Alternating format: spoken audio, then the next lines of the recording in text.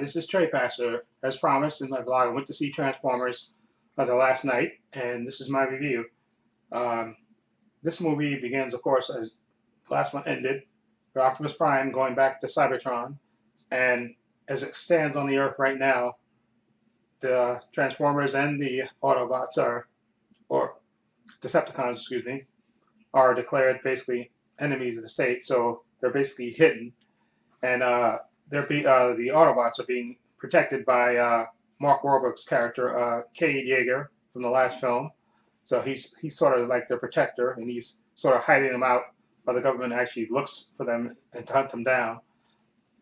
Okay, and this movie also stars Anthony Hopkins. He plays Sir Edmund Burton, who actually knows the history of the Transformers as it relates to Earth. Okay, if you see the trailer, you see sort of you kind of get the sort of a hint of it, and hence the title, The Last Night. They kind of inferred that the Autobots have been around since the Arthur legend time, around that time. So they kind of imply that, and Anthony Hopkins' character is like an expert on that. Okay, and also they reintroduced Josh Duhamel's character, Colonel William Lennox, who was in the first two movies, so he's in this as well. And they introduced a couple of new characters. First of all is Isabella, played by Isabella Moner. She plays the young girl who kind of lives in a junkyard. She's an orphan. During this war between the Autobots and Decepticons, her parents were killed, and she's like an orphan. And she kind of gets adopted, sort of, by Mark Wahlberg's character, because he's good at fixing robots and stuff. So he kind of adopts her, kind of reluctantly, but he adopts her. And he has a friend that he named Jimmy, played by Gerald Carmichael, that hangs out with him as well in the junkyard. And of course, they introduced another character, Laura Haddock. She plays she's a professor, Vivian Wembley, and she's sort of, I guess, to be perfectly honest, she's the eye candy of the piece. Okay, that says she plays a professor, but she doesn't dress like a professor. Okay, and she's obviously the eye candy in this movie. And again, this movie, basically, if you've seen the trailer, you know what it's about. So this is not a spoiler. Optimus Prime goes back to Cybertron, where he just discovers that his world has been destroyed, and the only way to, I guess, have Cybertron reborn is for them to take over Earth.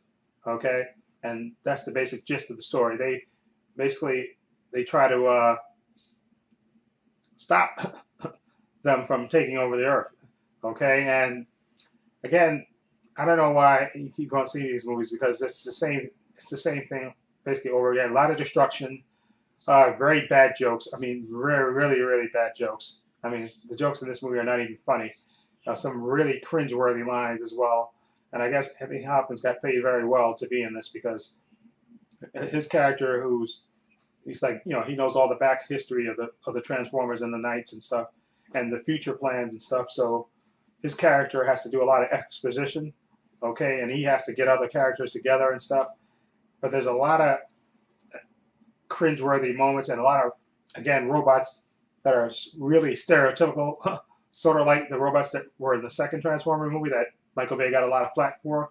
He has a lot of them in this movie as well.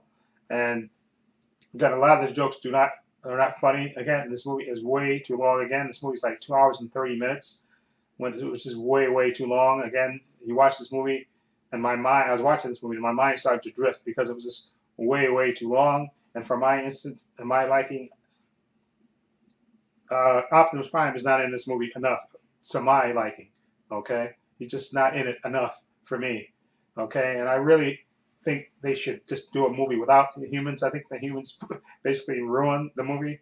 I think if they just do a movie with just the Transformers and the Decepticons, I think that would be a better movie, in my opinion. But as it stands, this movie, again, Laura Haddock's character, Professor Vivian Wembley, who sees a key part to unlocking the mystery of the Transformers from the past to now. Again, she's just purely eye candy, okay? I mean, they have this stupid running joke in the movie that she's like a spinster, when obviously she looks like a Victoria's Secret model, which which obviously I guess is the joke, that she's absolutely gorgeous, but she's a spinster, which makes no sense. But they try to play that for laughs and stuff, which totally falls flat.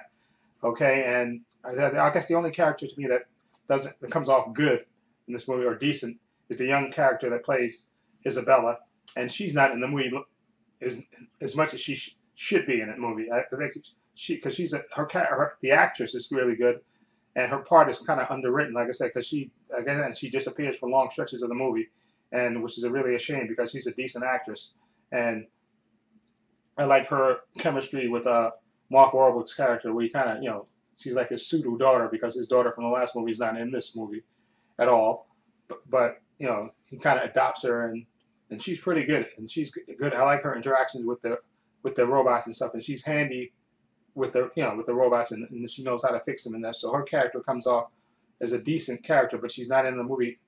In this long movie, she disappears again for long stretches of this movie, which really is a shame to the movie.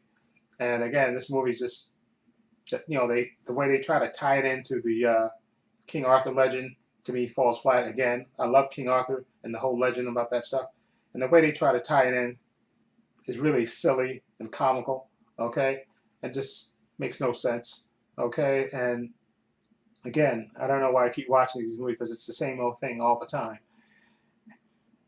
Anyway, again, this movie is a disappointment. Again, not funny, too long, okay, typical explosions as usual, okay, typical eye candy. Okay, her character is just, come on. She's there to parade around. They actually parade her around, looking like I think that there's even a part where Mark Wahlberg's character makes a remark about her being walking around and looking like a hooker or something. Okay, which is obviously what Michael Bay was going for. She's a gorgeous woman, and he dresses her, like a hooker at one point.